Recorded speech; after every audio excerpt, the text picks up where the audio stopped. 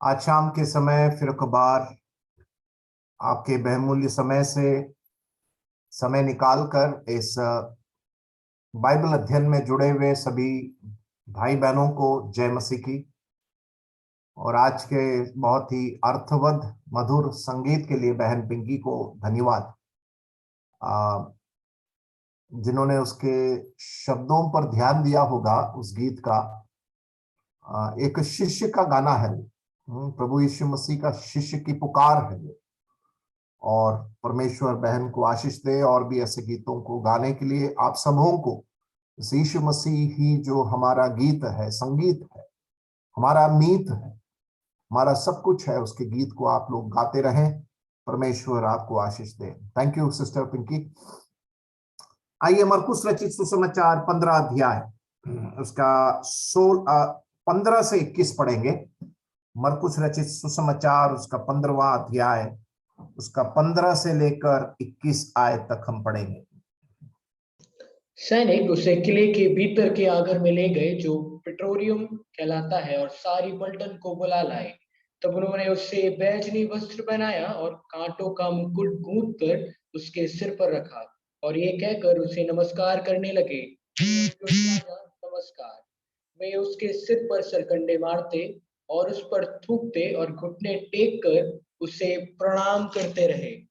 जब वे उसका ठट्ठा कर चुके तो उस पर से बैजनी वस्त्र उतार कर उसी के कपड़े पहनाए और तब उसे क्रूस पर चढ़ाने के लिए बाहर ले गए। सिकंदर और रूफस का पिता समौन एक कुरेनी मनुष्य जो गांव से आ रहा था उधर से निकला। उन्होंने उसे बेगार में पकड़ा कि उसका क्रूस उठा ले चले।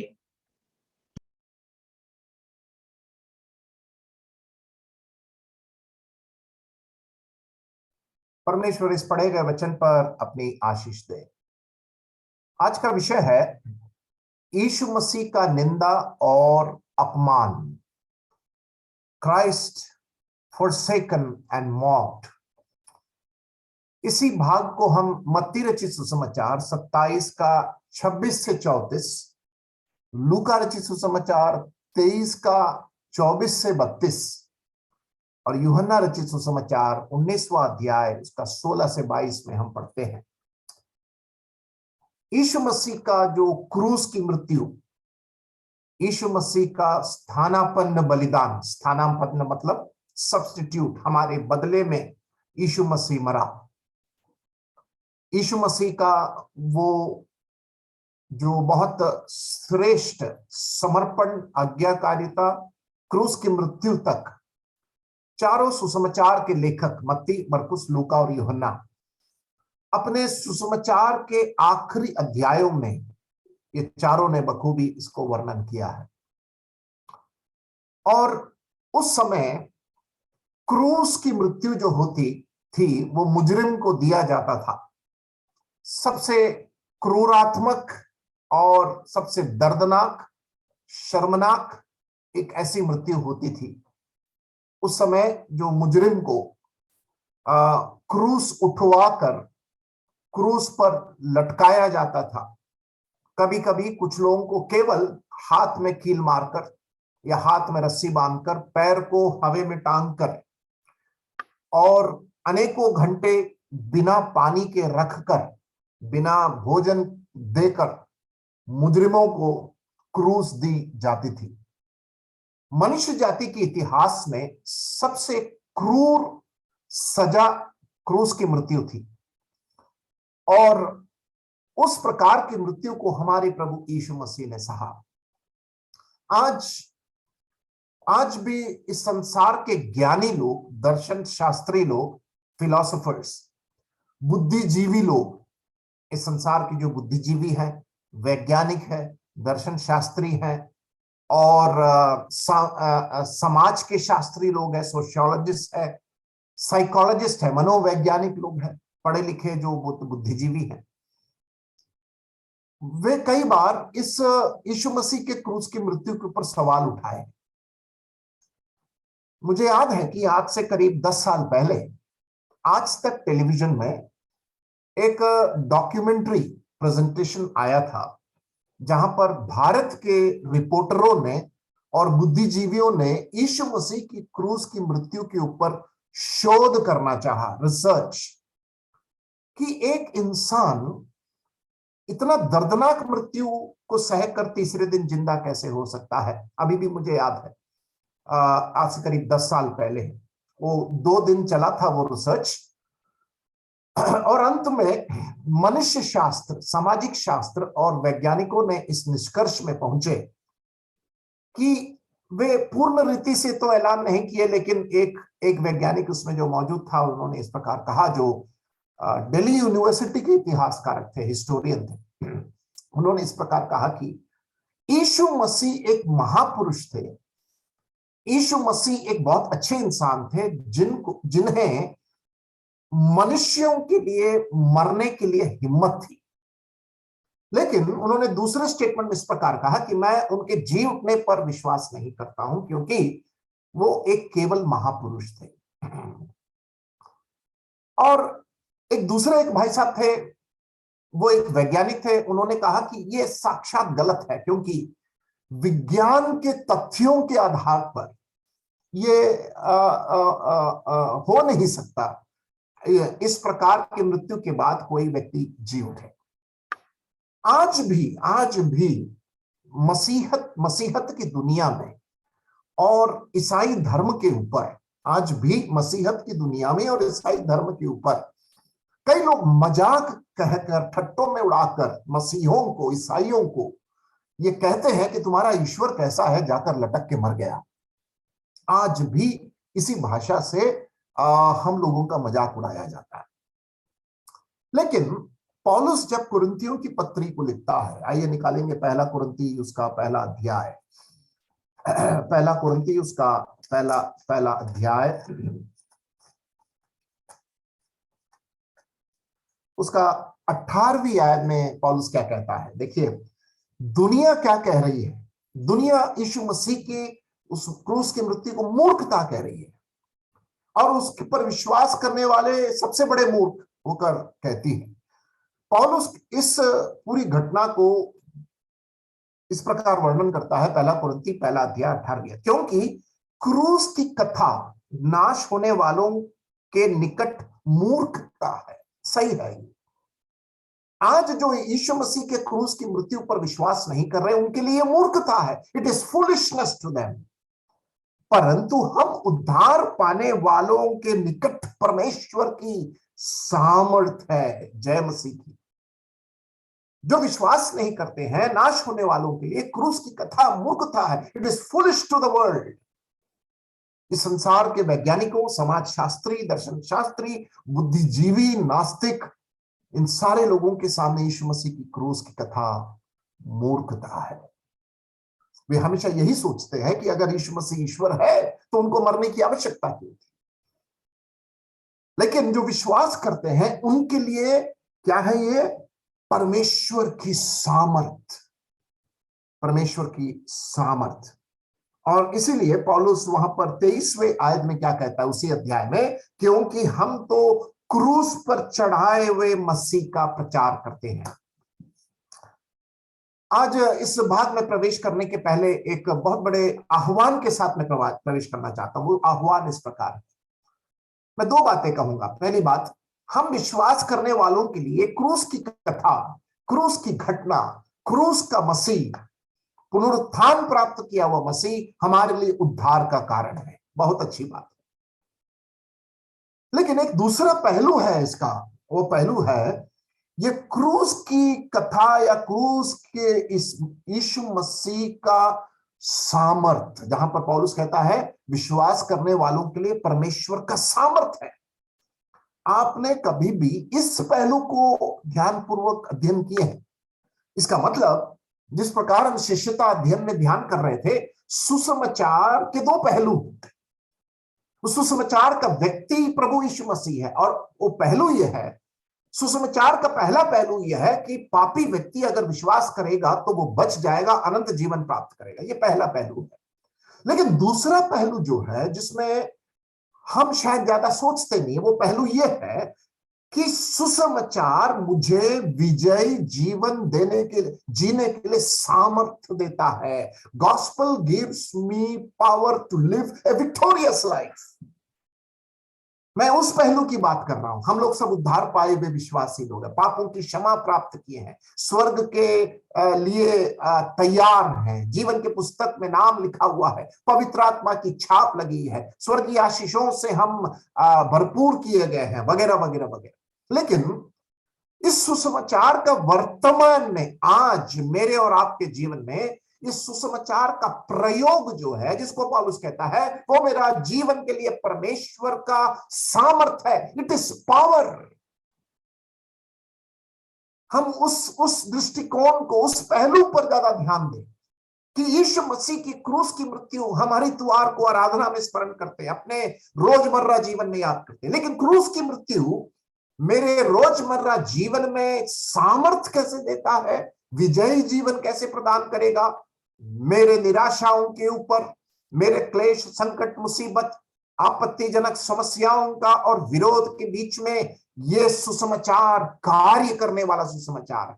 यह सुसमाचार का व्यक्ति से मुझे शक्ति मिलती है, जहां पर मुझे उस भक्ति से मैं जब भर जाता हूं तो वो विजय मुझे मिलता है। The power of the gospel through the cross and the person of Christ. उस क्रूस की महिमा के द्वारा और उस क्रूस का व्यक्ति मसीह के द्वारा और उसके पूरे किए काम के द्वारा मुझे इस मसीही जीवन को जीने के लिए विजय मिलता है। इसीलिए पौलुस रोमियो की पत्री 8:37 में क्या कहता है, हम यीशु मसीह में जयवंतों से भी बढ़कर हैं। कुरिन्थियों की पत्री में हम पढ़ते हैं, वो हमें जय के उत्सव में ले चलने वाला प्रभु है। और इसलिए हम विश्वासी लोगों को आशा है। मैं इस भूमिका को बांधकर अब उस भाग में प्रवेश करना चाहता हूं। मरकुस रचित सुसमाचार में हम आए 15वां अध्याय और उसके 15वीं आयत। मरकुस रचित सुसमाचार 15 अध्याय उसकी 15वीं आयत। तब पौलुस ने भीड़ को प्रसन्न करने की इच्छा से बरअब्बा को उनके लिए छोड़ दिया और यीशु को कोड़े लगवा कर सौंप दिया कि क्रूस पर चढ़ाया जाए। मत्ती, मरकुस, लूका और यूहन्ना, ये चारों लेखक जो हैं यीशु मसीह के क्रूस के उस कथा को लिखने में बहुत सावधानी बरती है। They were very careful when they were describing the death on the cross. और मैं इसलिए इस बात को कहा कि मत्ती, मरकुस, लूका यीशु मसीह के सुसमाचारों में यीशु मसीह की मृत्यु के बारे में लिखते समय बहुत सावधानी बरती। उसका कारण मैं बताना चाहता हूं, क्योंकि ये चारों लेखकों ने यीशु मसीह के उस शरीर की वेदना, मन की वेदना, वो क्लेश, वो लहू बहाया जाना, वो उसका शरीर में से जो दर्द निकल रहा था, इसका वर्णन से ज्यादा, ध्यान से सुनिएगा इस बात को, इसको वर्णन करने से ज्यादा ये चारों लेखकों ने जब इस बात को लिखते हैं अपने सुसमाचार के आखिरी अध्यायों में, तब वहां पर परमेश्वर का प्रकोप, परमेश्वर का न्याय, परमेश्वर का दंड, परमेश्वर का श्राप जो अपने पुत्र के ऊपर जो पड़ रहा है, उस पर ज्यादा ध्यान देकर ये चारों सुसमाचार के लेखकों ने लिखा है। प्रभु यीशु मसीह ने उस दुख का कटोरा, उस वेदना का कटोरा और उस पीड़ा का कटोरे को कैसे वो पिएगा, उस वाटिका में प्रभु यीशु मसीह की व्याकुलता, और चेले सोते जा रहे हैं और उनको जब प्रभु यीशु मसीह ने कहा कि तुम लोग प्रार्थना करो, जागते रहो, लेकिन चेले नींद में थे और यीशु मसीह अपने मनुष्य स्वभाव में व्याकुल हो रहा है कि और प्रार्थना कर रहा है, हे पिता अगर हो सके तो ये कटोरा मुझसे तू हटा दे। ये चारों लेखक इस बात को वर्णन करने के लिए वे दर्द के साथ इस चारों सुसमाचारों को लिखते हैं, ना कि यीशु मसीह के उस शरीर की वेदना को उल्लेख करने के लिए, क्योंकि यीशु मसीह का संकट जो था मानसिक रूप से वो बहुत ही ज्यादा था। और इसलिए यहां पर हम पढ़ते हैं 15वीं आयत में, तब पिलातुस ने, सवाल है कब, तब 15 में लिखा है तब, when, and then Pilate, when, ऊपर लिखा है जवाब 13वें आयत में, 14वें आयत में, जब भीड़ उसे क्रूस पर चढ़ा दो, इसको चिल्ला चिल्ला के कह रहे थे, तब पिलातुस ने भीड़ को प्रसन्न करने की इच्छा से और अपने विवेक को दबाकर न्याय का ऐलान कर रहा था। पिलातुस जानता था कि यीशु मसीह निर्दोष है, यीशु मसीह बिल्कुल ही निर्दोष है। और इस प्रकार जब भीड़ चिल्लाने लगी कि इसको क्रूस पर चढ़ाओ, तो भीड़ को प्रसन्न करने की इच्छा से बरअब्बा को उनके लिए छोड़ दिया। प्यारे अजीजों, हम लोग वो सब बरअब्बा थे, वी वर द बरअब्बास। हम लोग बरअब्बा थे, हम लोग कातिल थे, हम लोग झूठे थे, हम लोग घंघोर पापी लोग थे। हम लोगों के माथे पर वो नाम लिखा गया था, मैं बरअब्बा, मैं बरअब्बा, मैं बरअब्बा। हम जैसे बरअब्बाओं को छोड़ने के लिए, हम जैसे झूठे लोगों को छोड़ने के लिए, हम जैसे झूठे कातिलों को, हम जैसे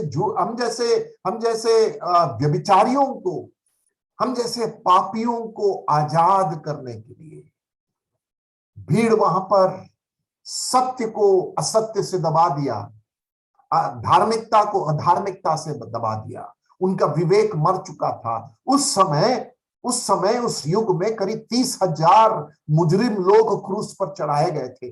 30,000 क्रूसिफिक्शन, दर्दनाक क्रूस की मृत्यु मुजरिमों की होती थी। और यहां पर देखो आप, एक निर्दोष व्यक्ति को क्रूस पर चढ़ाने के लिए बोल रहे हैं। तब पिलातुस बरअब्बा को छोड़ने के लिए मजबूर हुआ, क्योंकि वो भीड़ को प्रसन्न करना चाहता था।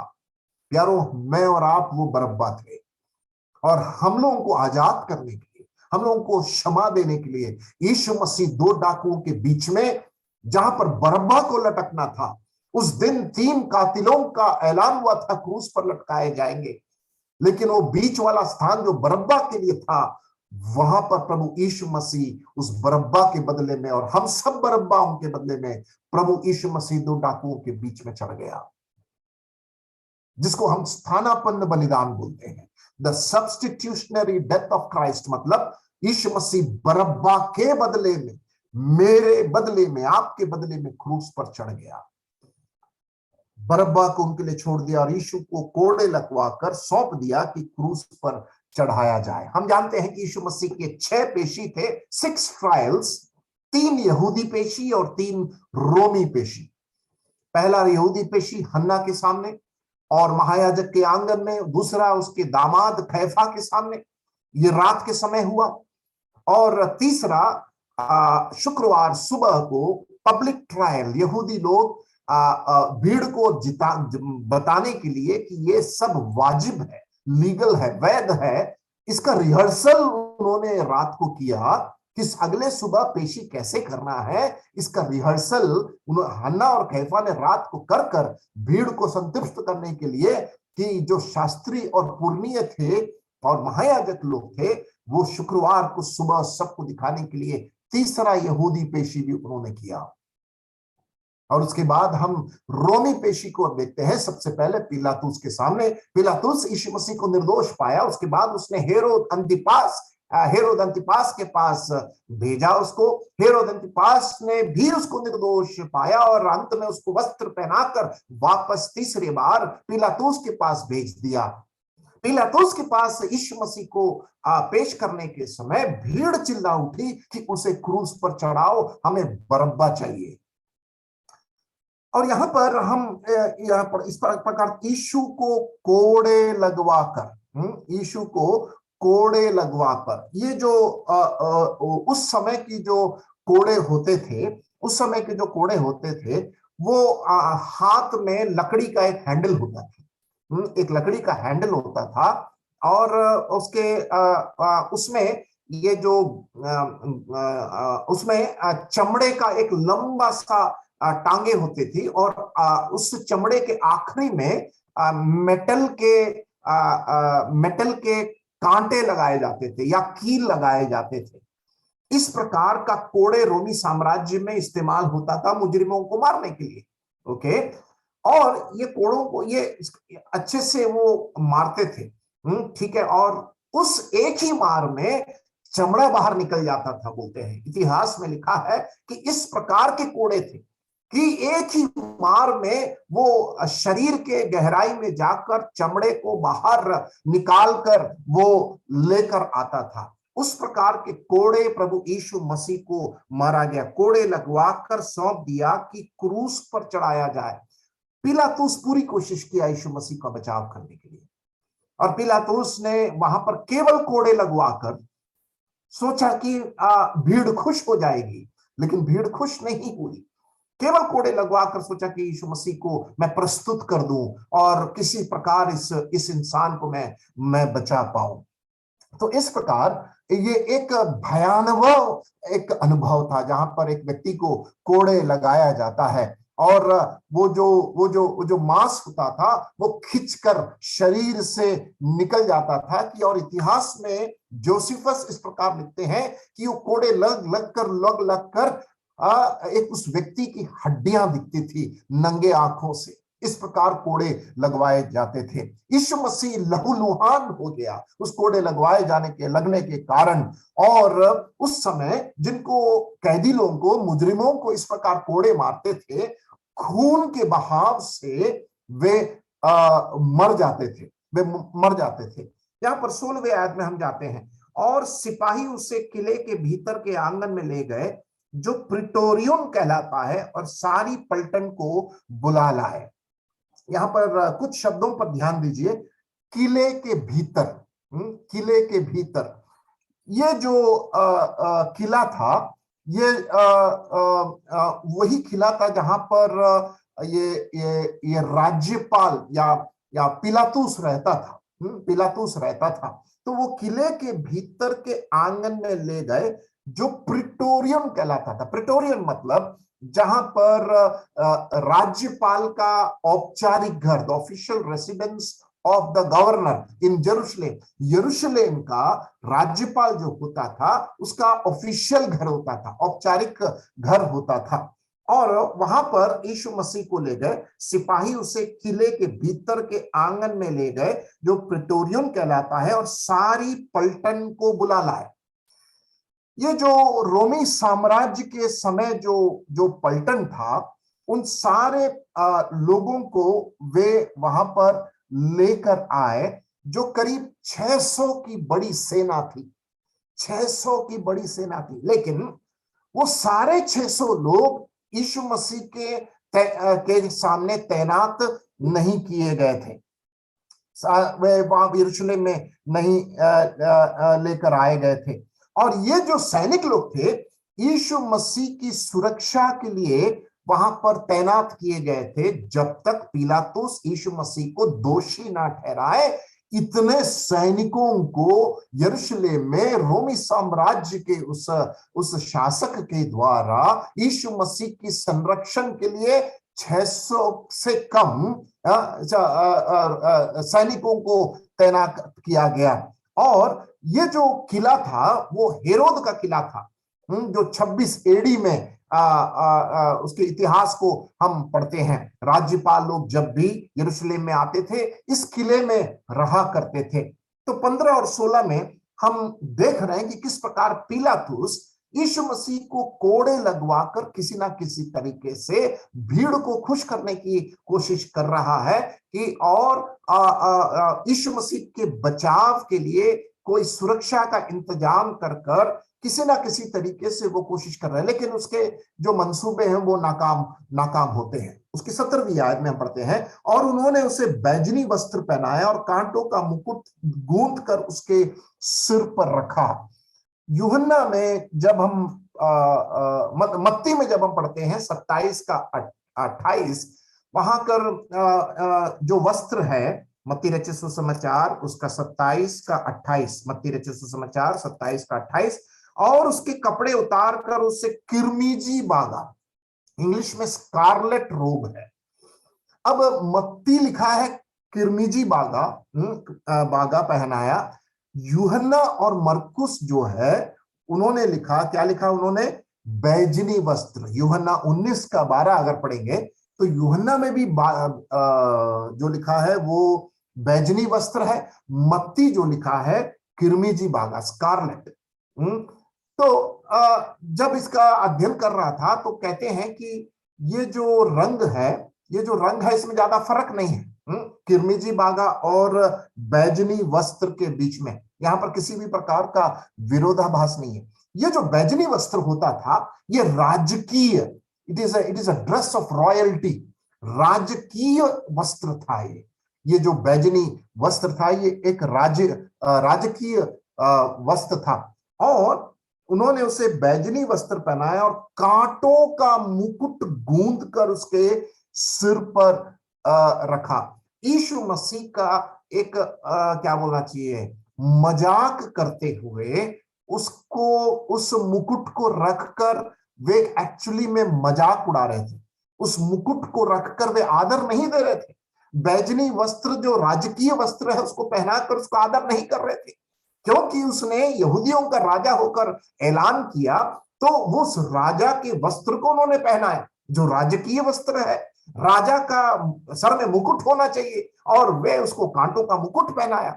ये सब करते वे यीशु मसीह का मजाक उड़ा रहे थे। दे वर मॉकिंग जीसस। यीशु मसीह का मजाक उड़ाते हुए वे उस कांटों का मुकुट को गूंद कर, ये जो कांटों का मुकुट होता है उसमें 12 इंच के कील थे, 12 इंच लंबा गढ़ने वाला कील से मुकुट बनाकर वह उसको जोर से उसके सर पर मारा गया, जहां पर उसके पूरे सर से वो लहू लुहान हो गया। इस प्रकार प्रभु यीशु मसीह को उन्होंने मजाक उड़ाया और उसकी निंदा की और उसका अपमान किया। कांटों का मुकुट गूंद कर उसके सिर पर रखा। 18वीं आयत, और यह कहकर उसे नमस्कार करने लगे कि हे यहूदियों के राजा नमस्कार। और ये कहकर उसका नमस्कार कर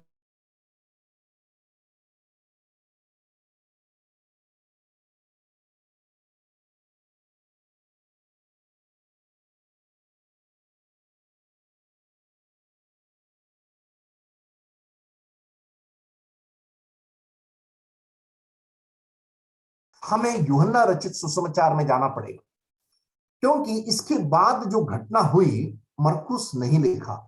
मरकुस बहुत सारे चीजों को नाप तौल के लिखा और बहुत ही संक्षिप्त में लिखा, लेकिन इसके बाद जो घटना हुई, कौन सी घटना? 18वें आयत में, जहां पर वे यीशु मसीह को नमस्कार कह रहे थे, इसके बाद की जो घटना है उसको देखकर हम वापस मरकुस में आए। यूहन्ना रचित सुसमाचार 19वां अध्याय उसका 2 से लेकर 13 तक की घटना, ये पढ़ना बहुत जरूरी है, जो मरकुस की घटना के साथ जोड़कर देखा जाना चाहिए। मरकुस की घटना के साथ जोड़कर देखा जाना चाहिए। यहां पर भी हम उस मुकुट के पिलातुस ने यीशु को लेकर कोड़े लगवाए, वहां से यूहन्ना भी वैसे ही लिखता है। दूसरे आयत में कांटों का मुकुट गूंद कर उसके सिर पर रखा, उसे बैजनी वस्त्र पहनाए, ये भी यूहन्ना लिखता है। और उसके पास आकर कहने लगे, हे यहूदिया के राजा प्रणाम, और उसे थप्पड़ भी मारे। या 4थी आयत को देखिए आप।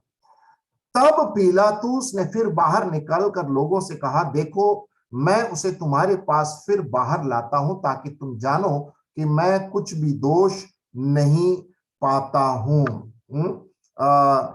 यहां से मरकुस नहीं लिखा है, यहां से मरकुस नहीं लिखा, और उस बात को यूहन्ना निकालकर उस घटना को अच्छी तरह लिखता है। ये पढ़ने लायक एक घटना है। 23वीं आयत तक वो लिखता है, पिलातुस बाहर निकलकर, कहां पर? किले के बाहर। कहां निकला वो? किले के बाहर निकलकर लोगों से कहा, देखो मैं उसे तुम्हारे पास फिर बाहर लाता हूं।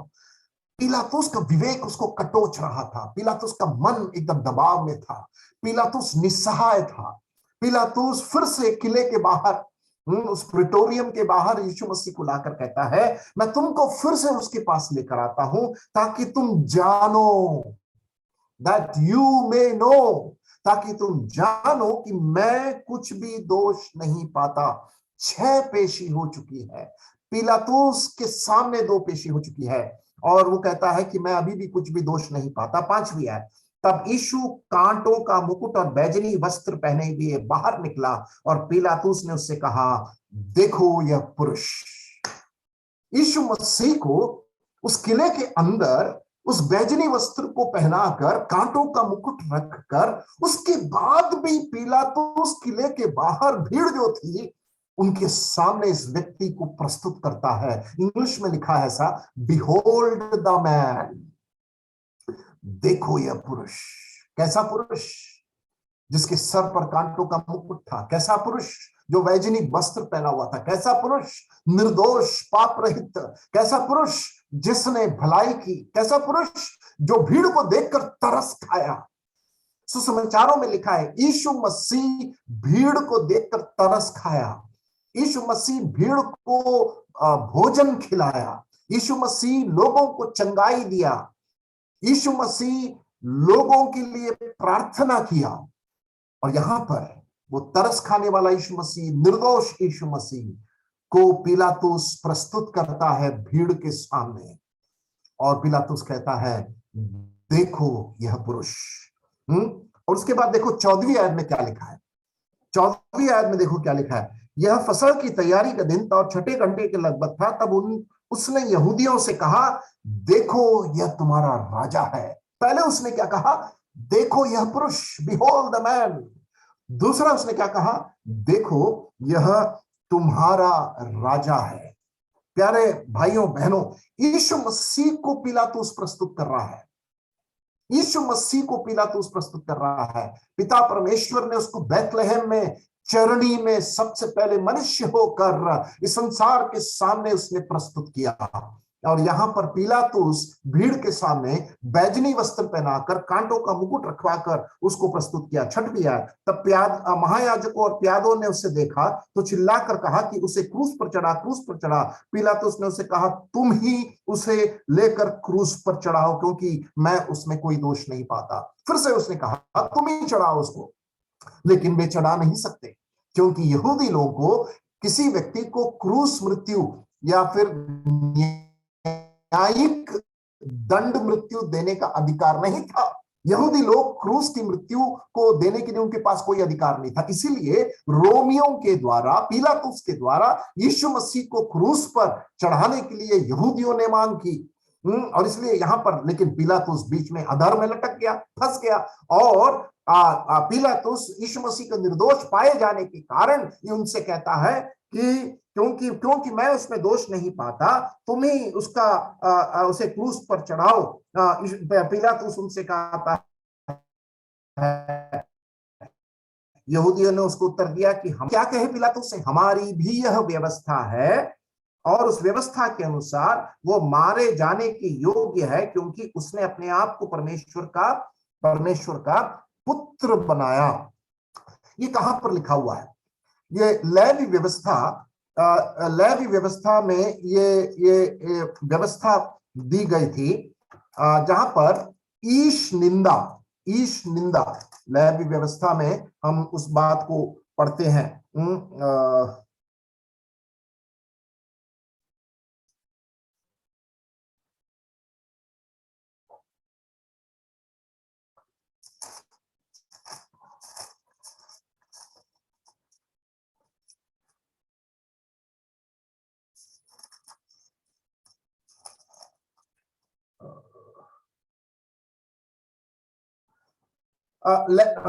को रेफरेंस नहीं मिल रहा है, जहां पर अपने आप को ईश्वर होकर ऐलान करने के लिए व्यवस्था में दंड का ऐलान किया गया था। वहां वो व्यवस्था के आधार पर यहूदी लोग कह रहे हैं कि यीशु मसीह ने, क्योंकि उसने अपने आप को ईश्वर होकर ऐलान किया है, उसने अपने आप को पुत्र बनाया, और इसीलिए वो दंड के योग्य है, वो न्याय के योग्य है। और इसलिए यहां पर वे पिलातुस से कह रहे हैं कि हमारी भी व्यवस्था है, और उस व्यवस्था के आधार पर एक व्यक्ति अपने आप को अगर परमेश्वर याहवे के तुल्य ठहराता है तो उसे मृत्यु दंड के भी योग्य। 8वीं आयत, तब जब पिलातुस ने यह बात सुनी तो और भी डर गया। पिलातुस और भी डर गया और फिर किले के भीतर गया और यीशु से कहा, तू कहाँ का है। देखिए यहां पर पिलातुस क्या कर रहा है, यीशु मसीह के साथ एक प्राइवेट मीटिंग कर रहा है, एक रहस्यमय सभा कर रहा है। पहले वो किले में लेकर गए, कांटों का मुकुट रखा, बैजनी वस्त्र पहनाया, उसको बाहर लेकर आए, बाहर लेकर आकर लोगों के सामने प्रस्तुत किया और उसने कहा, देखो यह पुरुष। और भीड़ जब उस फिर से पिलातुस के सामने दबाव डालने लगी, तब पिलातुस फिर से निसहाय हो गया, फिर से यीशु मसीह को किले के भीतर ले गया। एक रहस्यमय मीटिंग, प्राइवेट मीटिंग यीशु मसीह के साथ करता है, अकेले करता है और कहता है, पूछता यीशु मसीह से, तू कहाँ का है बता। आपने सवाल को ध्यान दिया, तू कहाँ का है, परंतु यीशु ने उसे कुछ भी उत्तर ना दिया। अनादिकाल का परमेश्वर, जो अनादिकाल से मौजूद पिता परमेश्वर का प्रमोद विषय, स्वर्ग में उपस्थित महिमा में परिपूर्ण उस सृष्टिकर्ता से, उद्धारकर्ता से पिलातुस ये सवाल करता है कि तू कहाँ का है, तू कहाँ का है। पिलातुस ने उससे कहा, मुझसे क्यों नहीं बोलता। 10वीं आयत, क्यों, क्या तू नहीं जानता कि तुझे छोड़ देने का अधिकार मुझे है। क्या तू नहीं जानता कि तुझे छोड़ देने का अधिकार मुझे है और तुझे क्रूस पर चढ़ाने का भी मुझे अधिकार है। क्रूस पर चढ़ाने का भी मुझे अधिकार है। इस प्रकार पिलातुस कहकर वो कहता है कि मैं तुझे क्रूस पर चढ़ाने के लिए मुझे अधिकार दिया गया है। और वो कहता है, यीशु ने उसको उत्तर दिया, यदि तुझे ऊपर से ना दिया जाता तो तेरा मुझ पर कुछ अधिकार ना होता। पिलातुस सोच रहा था, घमंड से धृत, घमंड में चूर, घमंड से भरा हुआ पिलातुस, जो अब सोचता था कि अधिकार और ताकत और सामर्थ्य मेरे हाथ में है, न्यायाधीश मैं हूं और वो अधिकार मुझे दिया गया। यीशु मसीह का जवाब देखिए उसके 11वें आयत में, तो तेरा मुझ पर कुछ अधिकार ना होता यदि ये अधिकार ऊपर से दिया ना गया होता। पिलातुस ने सोचा कि वो अधिकार उसका स्वयं उत्पादित अधिकार है, सेल्फ डेवलप्ड पावर। और यीशु मसीह ने कहा कि यह अधिकार परमेश्वर के द्वारा दिया गया अधिकार है और इसलिए ये पिलातुस, ये अधिकार तेरा नहीं है, लेकिन ये परमेश्वर, स्वर्गीय परमेश्वर इस अधिकार को तुझे दिया है। और उसके बाद पढ़ते हैं, इसलिए जिसने मुझे तेरे हाथ पकड़वाया है उसका पाप अधिक है। ध्यान दीजिए, यहां पर यीशु मसीह किसका जिक्र कर रहे थे। हो सकता है यहूदा इस्करियोती और कैफा या हन्ना, जिन्होंने मुझे तेरे हाथ पकड़वाया है। मैं इसको एज्यूम कर रहा हूं, एक तो पक्का है यहूदा इस्करियोती है। यीशु मसीह यहूदा इस्करियोतियों के ऊपर संकेत कर रहे थे, इनडायरेक्टली हन्ना और कैफा के ऊपर भी हाथ उठा रहे थे कि इन्होंने मुझे तेरे सामने पकड़वाया है। हो सकता है प्रभु यीशु मसीह डायरेक्टली और इनडायरेक्टली इस बात को संकेत कर रहे थे, लेकिन डायरेक्टली तो यहूदा इस्करियोती तो है ही कि उस रात को उसने यीशु मसीह को पकड़वाया और पूर्णीय महायाजक और सब शास्त्री लोगों को बुलाकर उसने इस षड्यंत्र को रचा था। उसके 12वीं आयत, इससे पिलातुस ने उससे छोड़ देना चाहा, परंतु यहूदियों ने चिल्ला चिल्ला कर कहा, यदि तू इसको छोड़ देगा तो तेरी भक्ति कैसर की ओर नहीं, जो कोई अपने आप को राजा बनाता है वह कैसर का सामना करता है। यहां पर कैसर का नाम उठाकर लाकर पिलातुस को ब्लैकमेल करने लगे। ध्यान दीजिए, यहां पर भीड़ बहुत चालाक है। कैसर का नाम लेकर पिलातुस के सामने उन्होंने एक भयानक अवस्था बना दिया। ये बातें सुनकर पिलातुस यीशु को बाहर लाया और उस जगह तक चबूतरा था जो इब्रानी में गबाता कहलाता है, और न्यायासन पर बैठा। जब ये बात उठी, पिलातुस अपने न्यायासन में बैठा जो गबाता कहलाता है, और वहां पर बैठकर यीशु मसीह के विरुद्ध वो उस न्याय को ऐलान करता है। और कहता है 14वीं आयत, यह फसह की तैयारी का दिन था और 6 घंटे के लगभग था। तब उसने यहूदियों से कहा, देखो यही तुम्हारा राजा है। पहले उसने कहा, देखो यह पुरुष, बिहोल्ड द मैन। और उसके बाद वह कहता है, यही तुम्हारा राजा है। वे चिल्लाने लगे, इसको ले जाओ, इसको ले जाओ, उसको क्रूस पर चढ़ा। पिलातुस ने उससे कहा, क्या मैं तुम्हारे राजा को क्रूस पर चढ़ाऊं? पिलातुस ने अगला सवाल पूछा। महायाजक ने उत्तर दिया कि कैसर को छोड़ हमारा और कोई राजा नहीं। तब उसने उसे उसके हाथ सौंप दिया ताकि वह क्रूस पर चढ़ाया जाए। इस प्रकार वे वहां पर पिलातुस को उस न्याय को देने में मजबूर किया। उन्होंने यीशु मसीह को उन्होंने बारीकी से जानकर, देखकर, समझकर जो व्यवस्था को पूरा करने के लिए आया था उसकी प्रस्तुति पिलातुस ने किया मनुष्य होकर। बिहोल्ड द मैन, देखो यह पुरुष। उसके बाद वो कहता है देखो यह तुम्हारा राजा है, और वो पूछता है कि तुम्हारे राजे को क्रूस पर चढ़ा दो। लोगों ने कहा उसे क्रूस पर चढ़ाओ। और उसकी 19वीं आयत, और पिलातुस ने दोष पत्र लिखकर क्रूस पर लगा दिया, और उसमें यह लिखा हुआ था यीशु नासरी, यहूदियों का राजा। उस समय जिस मुजरिम को क्रूस दी जाती थी, उस मुजरिम का जो जो जुर्म होता था, क्राइम, वो क्रूस के तख्ते पर ऊपर लिख दिया जाता था। उसने क्या किया है? चोरी किया है तो यह चोर है, लिखकर क्रूस पर लटकाया जाता था। हत्यारा है तो यह हत्यारा है, लिखकर क्रूस पर लटकाया जाता था। तो इस प्रकार उस समय मुजरिमों को बदनाम करते थे। इसका पाप, इसका जुर्म क्रूस के उस लकड़ी के ऊपर लिखकर उसको क्रूस पर चढ़ाते थे। यहां पर यीशु मसीह का जुर्म क्या था? यीशु मसीह का जुर्म क्या था लोगों के नजर में? यीशु मसीह कुछ नहीं किया। यीशु मसीह ने यही कहा कि मैं राजा हूं, मैं राजा हूं। और उन्होंने क्या किया? इसी कथन को पकड़कर उसको तख्ते पर लिखकर उन्होंने क्रूस पर टंगा दिया कि यीशु नासरी, यहूदियों का राजा। देखो उसका 20वीं आयत। यह दोष पत्र बहुत यहूदियों ने पढ़ा, क्योंकि वह स्थान जहां यीशु पर क्रूस पर चढ़ाया गया था नगर के पास था, और पत्र इब्रानी और लतीनी और यूनानी में लिखा हुआ था। इब्रानी, लतीनी और यूनानी भाषा में ये लिखा हुआ था, यीशु नासरी, यहूदियों का राजा। तब यहूदियों के महायाजकों ने पिलातुस से कहा, यहूदियों का राजा मत लिख, परंतु यह कि उसने कहा मैं यहूदियों का राजा हूं। देखो यहां पर उनका खून उबल रहा था यीशु मसीह के विरुद्ध। उनका आक्रोश कितना ज्यादा था। उन्होंने कहा ऐसा मत लिखो, है ऐसा मत लिखो। क्या लिखना है? उसको हटाओ, ऐसा लिखो। इसने कहा मैं यहूदियों का राजा। पिलातुस ने क्या कहा है? पिलातुस ने उत्तर दिया, मैंने जो लिख दिया वह लिख दिया। इसने कहा कि मैं यहूदियों का राजा है। यह था उनका गुस्सा। ये कैसे राजा हो सकता है? और इस प्रकार वे कहने लगे कि यीशु मसीह जो है वो अपने आप को ईश्वर के तुल्य करने के कारण, अपने आप को राजा ऐलान करने के कारण वहां पर यीशु मसीह को इस प्रकार एक न्यायिक दंड, श्रापित मृत्यु दी गई। इसलिए व्यवस्था में क्या लिखा है? श्रापित है वो व्यक्ति जो काठ पर लटकाया जाता है। श्रापित है वह व्यक्ति काठ पर लटकाया जाता है। ये घटनाक्रम को यूहन्ना ने बहुत अच्छे से लिखा, मरकुस ने नहीं लिखा इस भाग को। ध्यान दिया आपने?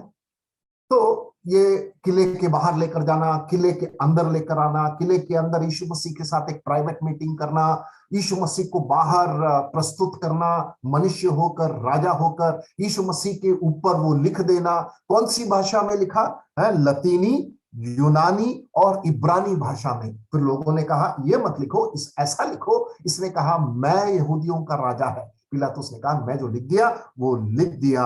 और जब सिपाही यीशु को क्रूस पर चढ़ा चुके तो उसके कपड़े लेकर 4 भाग किए, हर सिपाही के लिए एक भाग, और कुर्ता भी लिया, परंतु कुर्ता बिन सियान ऊपर से नीचे तक बुना हुआ था। उसके बाकी की घटना को यूहन्ना वहां पर डिस्क्राइब करता है। मरकुस में वापस आ जाए, मरकुस रचित सुसमाचार उसका 15वां अध्याय, मरकुस रचित सुसमाचार उसका 15वां अध्याय, हम 19वें आयत में हम आएंगे। 18 तक हमने देखा, उसके बाद हम यूहन्ना में गए, उस पूरे घटनाक्रम को, किले के बाहर, किले के अंदर, उस पूरे घटनाक्रम को हमने देखा। पिलातुस की प्रस्तुतिकरण यीशु मसीह का, उसको हमने देखा। और अब 19वें आयत में, और वे इसके सिर पर सरकंडे मारते, और वे उसके सिर पर सरकंडे मारते और उस पर थूकते और घुटने टेक कर उसे प्रणाम करते रहे। यहूदी संस्कृति में किसी व्यक्ति के ऊपर थूकना वो सबसे श्रापित रूप से बदनाम करने का तरीका था। आज भी किसी व्यक्ति के अगर थूका जाता है हीन भावना के साथ, जाति भेद भावना के साथ, रंग भेद भावना के साथ, आज भी थूकना किसी के ऊपर ये सबसे हीन स्वभाव है, सबसे घिनी हुई स्वभाव है, गिरी हुई स्वभाव है। उस प्रकार का स्वभाव को यीशु मसीह के ऊपर और उसके विरुद्ध में प्रकट किया गया। क्या पढ़ते हैं यहां पर? सरकंडे मारते, उस पर थूकते और घुटने टेककर उसे प्रणाम करते रहे, लिखा हुआ है। उस पर प्रणाम करते रहे। 20वीं आयत, और जब वे उसका ठट्ठा कर चुके तो उस पर से बैजनी वस्त्र उतारकर उसी के कपड़े पहनाए और तब उसे क्रूस पर चढ़ाने के लिए बाहर ले गए। और जब वे उसका ठट्ठा कर चुके थे, जितना उसका मजाक कर सकते थे, तो उस पर वे बैजनी वस्त्र उतारकर उसी के कपड़े पहनाए और तब उसे क्रूस पर चढ़ाने के लिए बाहर ले गए। एक बात यहां पर मैं बताना चाहता हूं, यीशु मसीह की क्रूस की मृत्यु के बाद भी, ये सोचने वाली बात है, थोड़ा सा सोचना है इस बात को, आज भी दुनिया और मनुष्य जाति अपने उस गुस्से को आज भी थमा ही नहीं है। यीशु मसीह को क्रूस दी गई, दंड दी गई, यीशु मसीह को मृत्यु दी गई, साधारण मृत्यु नहीं, श्रापित मृत्यु, शर्मनाक, बदनाम कर निर्दोष व्यक्ति को दोषी ठहराकर और उस प्रकार का एक मृत्यु देकर यीशु मसीह को बदनाम किया गया।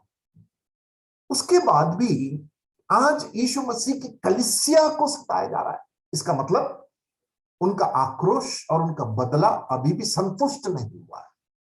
2000 साल बीत गए, 2000 साल बीत गए, आज भी यीशु मसीह से शुरू हुआ सताव, वो सताव की प्रक्रिया कम होती हुई और बढ़ती हुई होते हुए ये प्रभु यीशु मसीह का शरीर रूपी कलीसिया पिछले 2000 साल से भी ज्यादा इस सताव को जो यीशु मसीह ने सहा, उसका एक छाया के रूप में ये कलीसिया और सेवक और सेवकाई और परिवार और विश्वासी लोग आज भी पूरे विश्व में इसको सहते जा रहे हैं।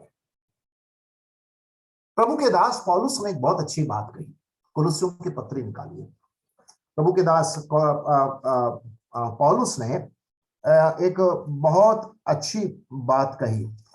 कुलुस्सियों की पत्री उसका पहला अध्याय, कुलुस्सियों की पत्री उसका पहला अध्याय, और पौलुस वहां पर क्या कहता है इसके संबंध में, मैंने जो अभी बात कही, पौलुस वहां पर एक बात कहता है। पहला अध्याय उसकी 24वीं आयत, पहला अध्याय उसके 24वीं आयत। अब मैं उन दुखों के कारण आनंद करता हूं जो तुम्हारे लिए उठाता हूं। अब उसके बाद पढ़िए, और मसीह के क्लेशों की घटी उसके देह के लिए अर्थात कलीसिया के लिए अपने शरीर में पूरे किए देता हूं। मैंने इस बात को कई बार पढ़ा और इन दिनों में मैं कुलुस्सियों की पत्री अलवर के बाइबल स्कूल में पढ़ा रहा हूं।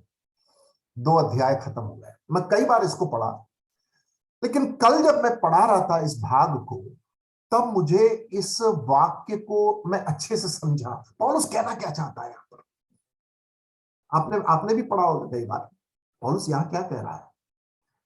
जब मैं उन दुखों के कारण आनंद करता हूं। कौन सा दुख? मसीह और मसीहों और मसीह की कलीसिया के ऊपर जो सताव का दुख। और कुलुस्सियों की कलीसिया जो अन्य जातियों की कलीसिया थी, एपफ्रास द्वारा तैयार की गई कलीसिया, पौलुस ने कुलुस्सियों की कलीसिया का निर्माण नहीं किया था, एपफ्रास ने तैयार किया।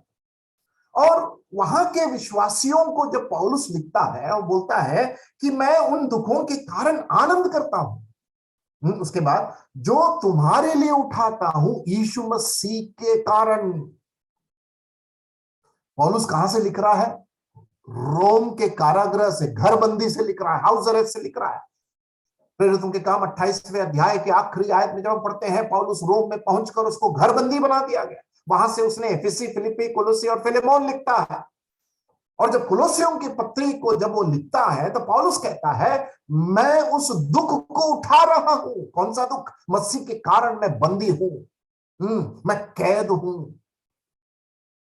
सुना आपने? उसके बाद देखो क्या लिखा है, और मसीह के क्लेशों की घटी।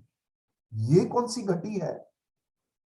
मसीह के, इंग्लिश में लिखा है टू फिल अप, वहां पर वर्ड इंग्लिश में यूज किया टू फिल अप। मसीह के क्लेशों की घटी उसकी देह के लिए। देह कौन है? उसकी कलीसिया। शरीर कौन है? यीशु मसीह का, उसकी कलीसिया। मसीह के क्लेशों की घटी उसकी देह के लिए, अर्थात कलीसिया के लिए अपने शरीर में पूरे किए जाता हूं। इसका मतलब क्या है? ये दुनिया अभी भी यीशु मसीह को तो क्रूस पर चढ़ाया, अनेकों प्रभु के बंदों को उन्होंने मार डाला। स्तेफानोस से शुरू होते हुए जो पहला शहीद था, इतिहास, कलीसिया की इतिहास शहीदों की सूची से भरी हुई है। और इसलिए हम इतिहासकारक के शब्दों को हम पढ़ते हैं, the blood of martyrs has become the seed of the church. शहीदों का खून कलीसिया का बीज बन गया है। सुना आपने? शहीदों का खून कलीसिया का बीज बन गया है। The blood of the martyrs has become the seed of the church. यीशु मसीह से भविष्यद्वक्ताओं को और प्रभु के लोगों को ये दुनिया मारते आई है, सताते आई है। पौलुस वहां पर क्या कहता है? इनका आक्रोश बंद नहीं हुआ है, इनका खून अभी भी उबल रहा है। यीशु मसीह को क्रूस पर चढ़ाकर भी ये संतुष्ट नहीं हुए हैं। और पौलुस क्या कहता है कुलोसियों की पत्री में? वो कहता है, वो इस प्रकार कहता है कि मसीह के क्लेशों की घटी को जो ये संसार अभी भी करना चाहती है, उसको उसके देह के लिए मैं अपने शरीर में पूरा किए जाता हूं। एक सच्चे मसीही की सोच क्रूस की मृत्यु के प्रति हम पौलुस के जीवन में हम देखते हैं, जहां पर उसने उस सुसमाचार को केवल पापों की माफी होकर नहीं देखा, सुसमाचार को केवल स्वर्ग में प्रवेश होकर नहीं देखा, लेकिन सुसमाचार से उद्भव होने वाले उस दर्द और क्लेश और सताव को भी उसने अपने विश्वास के जीवन में उसने शामिल किया। उसने शामिल किया। भीड़ जब कह रही थी पिलातुस को उसको क्रूस पर चढ़ाओ, क्रूस पर चढ़ाओ, वो आक्रोश और वो गुस्सा और वो बलवा यीशु मसीह के क्रूस की मृत्यु से समाप्त नहीं हुआ था। आज भी वो चल रहा है, आज भी वो चल रहा है, क्योंकि अभी भी उनको संतुष्टि नहीं मिला है। क्यों? क्योंकि सत्य को असत्य से दबाने का काम यही करता है। सत्य को असत्य से दबाने का काम यही करता है। सत्य को दबाने की प्रक्रिया 2000 साल पहले यीशु मसीह को क्रूस पर चढ़ाकर ये संसार ने सोचा कि हम सत्य को दबा पाएंगे, सत्य को मार पाएंगे, सत्य के व्यक्ति को खत्म कर पाएंगे। लेकिन यीशु मसीह ने यूहन्ना रचित सुसमाचार 14वें अध्याय में क्या कहा? क्योंकि मैं जीवित हूं, तुम भी जीवित रहोगे। क्योंकि मैं जीवित हूं, इसलिए तुम भी जीवित रहोगे। उसे क्रूस पर चढ़ाओ, उसे क्रूस पर चढ़ाओ। ये आवाज आज भी गूंज रहा है, ये आवाज आज भी गूंज रहा है। पौलुस कहता है, उस क्लेशों की घटी को मैं मसीह की कलीसिया के लिए अपने ऊपर लेकर मैं घूमता हूं। I carry that death for the sake of the church in my body. सुना आपने? उस क्लेशों के दर्द को मैं कलीसिया के लिए अपने शरीर में मैं लेकर घूमता हूं। पौलुस का दृष्टिकोण सुसमाचार के प्रति ऐसा था। यह बहुत बड़ी बात है, और ये बहुत बड़ी बात को उसने कुलोसियों की पत्री में लिखा। मैं कई बार उसको पढ़ा, मैं कई बार उसको पढ़ने समझने की कोशिश किया। मैंने कहा कि पौलुस कौन से क्लेश की बात कर रहा है, कौन सी क्लेश की कमी रह गई है? यस, यीशु मसीह के आगमन तक क्रूस पर चढ़ाओ, क्रूस पर चढ़ाओ, हमें बरअब्बा चाहिए, हमें बरअब्बा चाहिए। यीशु मसीह के आगमन तक ये पुकार होता रहेगा।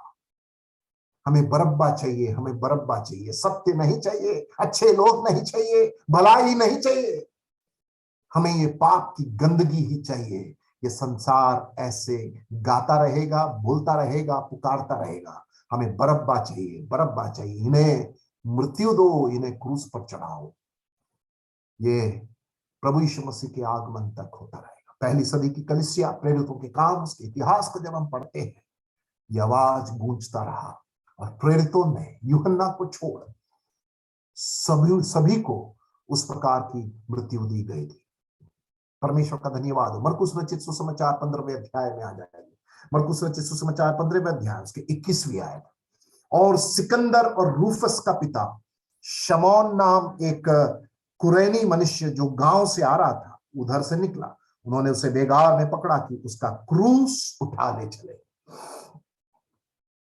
यहां पर लिखा है सिकंदर और रूफस का पिता शमौन नाम। ये शमौन जो था वो कुरैनी था, अफ्रीकन। ये कुरैनी मनुष्य था जो गांव से आ रहा था, जो नॉर्थ अफ्रीका, आज का नॉर्थ अफ्रीका अर्थात ट्रिपोली तुम बोल सकते हैं, ये सिमोन वहां का रहने वाला था जो गांव से आ रहा था। और यीशु मसीह लहूलुहान थे, थक चुके थे। यीशु मसीह मानसिक शारीरिक व्याकुलता दर्द से पीड़ित होकर जा रहे थे। यीशु मसीह से क्रूस उठाया नहीं जा रहा था। समय निकट आ रहा था, परमेश्वर का समय, और ये लोग भी उस प्रक्रिया को पूरा करने के लिए एकदम एकदम व्याकुल थे। कौन सा? क्रूस पर चढ़ाने का। यीशु मसीह चल नहीं पा रहे थे, क्रूस उठा नहीं पा रहे थे। उस समय उन्होंने ऐसी एक व्यक्ति को पकड़ा जिसका नाम शमौन था, लेकिन परमेश्वर के नजर में वो भी परमेश्वर के टाइम टेबल में था। शमौन जो कुरैनी था, उसको जो गांव से आ रहा था उधर से निकला। उन्होंने उसे बेगार में पकड़ा कि उसका क्रूस उठा ले, और शमौन के ऊपर यीशु मसीह के उस क्रूस को उन्होंने रख दिया। यीशु मसीह थक चुके थे, वे किसी भी प्रकार अब चल नहीं पा रहे थे। मरकुस जो है वो मरकुस का सुसमाचार रोमियों के लिए, रोम की कलीसिया के लिए लिखा हुआ एक सुसमाचार है। और यहां पर दो नाम, सिकंदर और रूफस। यहां पर मरकुस सिकंदर और रूफस का नाम लिखकर क्या बताना चाहता है? हम लोग क्या कहते हैं, ये फलाना भाई साहब, किसके परिचय कराने के लिए है, उनके बच्चों का नाम लेते हैं। आशीष और अमिता के पिताजी। उसी प्रकार साइमन जो है, जो कुरैनी था, और सिकंदर और रूफस के नाम को कहकर यहां पर संबोधन हो रहा है, क्योंकि मरकुस का सुसमाचार रोम की कलीसिया के लिए लिखा हुआ एक सुसमाचार है। अब हम निकालेंगे रोमियो की पत्री 16वां अध्याय, वहां पर ये रूफस नाम का जिक्र है। 13वीं आयत, रोमियो की पत्री 16वां अध्याय उसके 13वीं आयत। रूफस को जो प्रभु में चुना हुआ है और उसकी माता जो मेरी भी है, दोनों को नमस्कार। रोमियो की कलीसिया के लिए जब पौलुस पत्री को लिखता है तो रूफस का नाम वहां पर आया है। तो इसका मतलब ये रोम के लोग ये रूफस को जानते थे, जो जिसका पिता शिमोन था। प्रेरितों के काम में हम 11वां अध्याय में और 13वें अध्याय में ये कुरैनी लोगों के बारे में पढ़ते हैं जिन्होंने यीशु मसीह पर विश्वास किया था। तो ये शमौन को वे पकड़ लिए ताकि यीशु मसीह के उस क्रूस को वे उठाए। मैं यहां पर अब समाप्त करने जा रहा हूं। आज के इस अध्ययन का प्रैक्टिकल एप्लीकेशन, उसके पहले यीशु मसीह के विरुद्ध में उठाए गए 7 आरोप, यीशु मसीह के विरुद्ध में उठाए गए 7 आरोप थे। कौन से आरोप थे? पहला, लोगों ने कहा कि ये हमारे मंदिर के लिए खतरनाक आदमी है, he is a threat to our temple. क्योंकि यीशु मसीह ने कहा कि मैं मंदिर को ढा दूंगा, उसके बाद 3 दिन बना दूंगा, लेकिन यीशु मसीह के कथन को वो समझ नहीं पाया। दूसरा आरोप इनका ये था कि ये इसके अंदर शैतान है, बेल्ज़ेबुल। यूहन्ना 18 के 23-30 में हम पढ़ते हैं। तीसरा, ये हमारे राष्ट्र को भटका रहा है, परवर्टिंग द नेशन। चौथा, यह कैसर को कर देने से रोकता है। पांचवा, लोगों के अंदर एक भूचाल, या he was steering up the people, लोगों को उस्का रहा है ये। छठवा, इसने अपने आप को राजा होकर ऐलान किया और आखिरी में उसने अपने आप को ईश्वर, परमेश्वर, यहोवा के तुल्य उसने ठहराया। ये 7 मुकदमे, ये 7 आरोप भीड़ ने, लोगों ने, यहूदियों ने यीशु मसीह के विरुद्ध लोगों ने आरोप लगाया। इसमें से आखिरी वाला अपने आप को उसने परमेश्वर के तुल्य ठहराया। इसको कहकर उन्होंने यीशु मसीह को क्रूस दिया था। यारों, इस यीशु मसीह के क्रूस जो हम बहुत ही कई बार हल्के में इसको ले लेते हैं, मेरे और आपके प्राण की छुटकारे के लिए, हम जो नरक जाने वाले लोग थे, यीशु मसीह की निंदा, बदनामी, उस पर थूका जाना, कोड़े लगवाना, लहूलुहान हो जाना, मानसिक शारीरिक वेदना से गुजरा हुआ मेरा मसीह, प्यारा मसीह, लाखों में प्यारा मसीह। प्यारों, इस मसीह के इस क्रूस के मृत्यु के तरफ के प्रति हमारा रुख क्या है? क्या हम केवल उद्धार पाकर संतुष्ट होकर इस संसार में यूं ही जीवन को बिता रहे हैं, या फिर उस क्रूस की महिमा, यीशु मसीह का व्यक्ति और उसका काम, उसकी महिमा और उस सुसमाचार के सामर्थ्य से अपने जीवन को बिता रहे हैं जो हमें विजय देता है? क्रूस की कथा नाश होने वालों के लिए, क्रूस की कथा जो विश्वास नहीं करते हैं उनके लिए नाश है, लेकिन जो विश्वास करते हैं उनके लिए परमेश्वर का सामर्थ्य है। It is foolishness to those who don't believe, but to them who believe, it is the power of God. ये परमेश्वर का सामर्थ्य है। तो इसका मतलब सुसमाचार मुझे केवल बचाता नहीं है, सुसमाचार मुझे जीने के लिए ताकत देता है। सुसमाचार मुझे केवल स्वर्ग नहीं पहुंचाता है, सुसमाचार मुझे इस पृथ्वी पर स्वर्ग का अनुभव देता है। सुसमाचार मुझे पाप के ऊपर पाप की क्षमा केवल नहीं दिया है, सुसमाचार मुझे पाप के लिए मर जाने के लिए अनुग्रह देता है। सुसमाचार मुझे केवल यीशु मसीह के साथ मिलाया ही नहीं, सुसमाचार मुझे यीशु मसीह के साथ चलने के लिए अनुग्रह देता है। सुसमाचार मुझे पिता के साथ केवल मेल मिलाप ही नहीं कराया, सुसमाचार मेरे हाथों में परमेश्वर देकर पापियों का भी मेल कराने की सेवकाई दिया। सुसमाचार मुझे एक नया अंदाज दिया है, सुसमाचार एक नया दृष्टिकोण दिया है।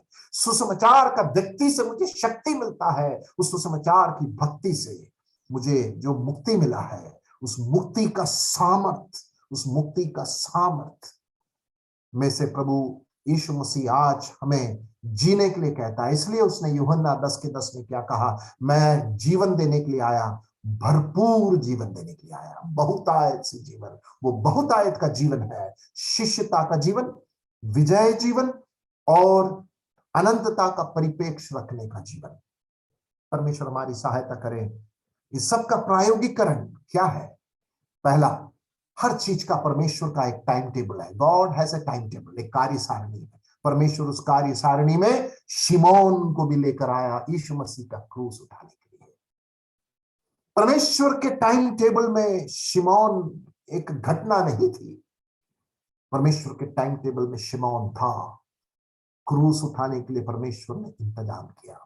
आप जब दर्द में से गुजरते हैं, आप जब परेशान रहते हैं, उस परेशानी के बीच में भी परमेश्वर दैवीय इंतजाम कर कर आपको आश्वासन देने वाले लोगों को आप इंतजाम करेगा शिमोन के समान।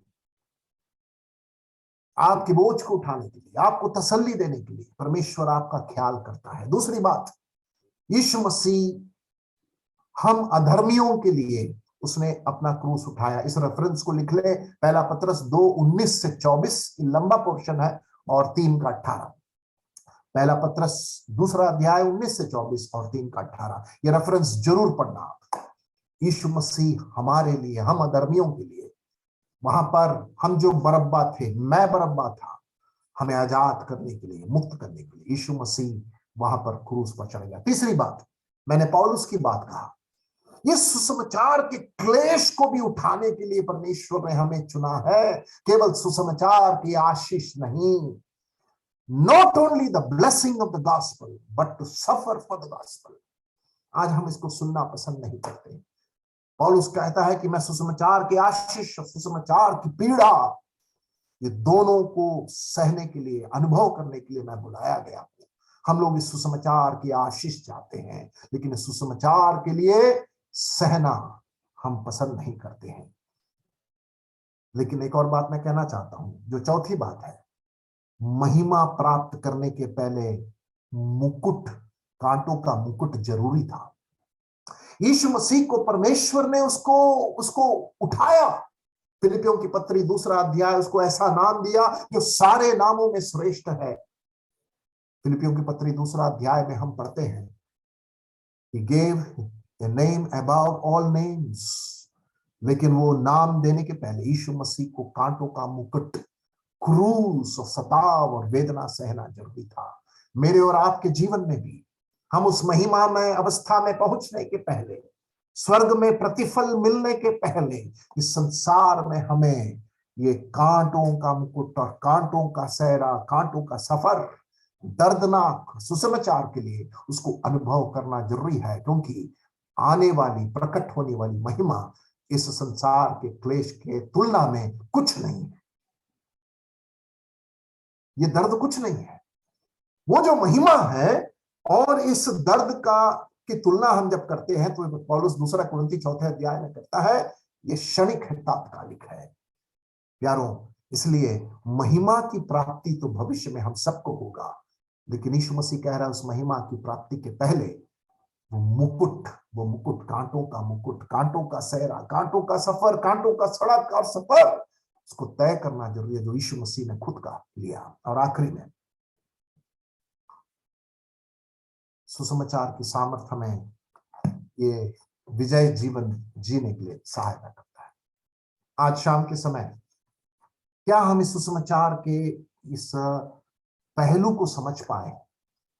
एक पहलू जो हमें बचाता है, दूसरा पहलू जहां पर हमें सुसमाचार के लिए सहना है, क्लेश सहना है, सेवा करना है।